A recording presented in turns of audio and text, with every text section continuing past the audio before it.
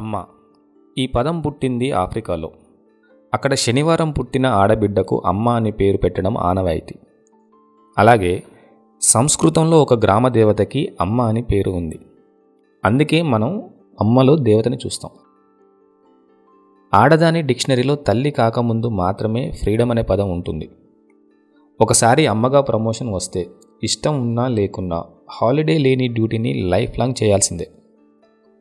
అన్ని కాంప్రమైజ్లకి care of address అమ్మ. ఎన్నోసార్లు టిఫిన్ చేసే టైం లేక డైరెక్ట్ లంచ్ చేసే తల్లులు చాలామందే ఉన్నారు. ఇదంతా కేవలం రెస్పాన్సిబిలిటీతో చేస్తున్నది కాదు, ఎఫెక్షన్తో చేస్తుంది. తల్లులందరూ శ్రీకృష్ణుడి ఫాలోవర్స్ అనుకుంటా. గీతలో చెప్పిన దాన్ని తూచా తప్పకుండా పాటిస్తున్నారు.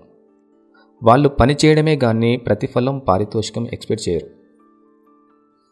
తనని ఎన్ని మాటలన్నా సహిస్తుంది, ఎన్ని బాధలైనా భరిస్తుంది కదా అని తన పిల్లల జోలికి వెళ్తే మాత్రం ప్రాణాలు తీసే మృగంలా మారుతుంది తల్లి. Don't under estimate A mother. నీ జీవితంలో ఇప్పటి వరకు నిన్ను తిన్నావా అని అడిగిన వాళ్ళు చాలామందే ఉంటారు.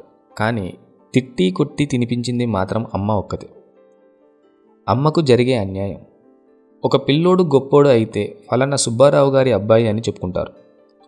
ఒక అమ్మాయి ఎవడినో లవ్ చేసి చెప్పకుండా వెళ్ళిపోతే ఈ పిల్ల వ్యవహారం తల్లికి తెలియకుండానే ఉంటుందా అని అక్కడ అమ్మని బ్లేమ్ చేస్తారు.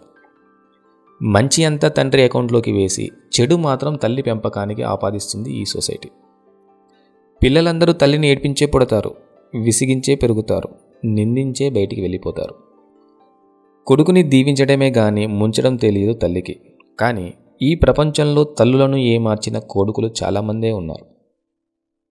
చూస్తుండగానే తన పొడవాటి జుట్టు పిడికిలంత అవుద్ది. అక్కడక్కడ నల్ల వెంట్రుకలు, మొహం నిండా ముడతలు. వెనకకు తిరిగి చూసుకుంటే మిగిలింది 4 గోడలే.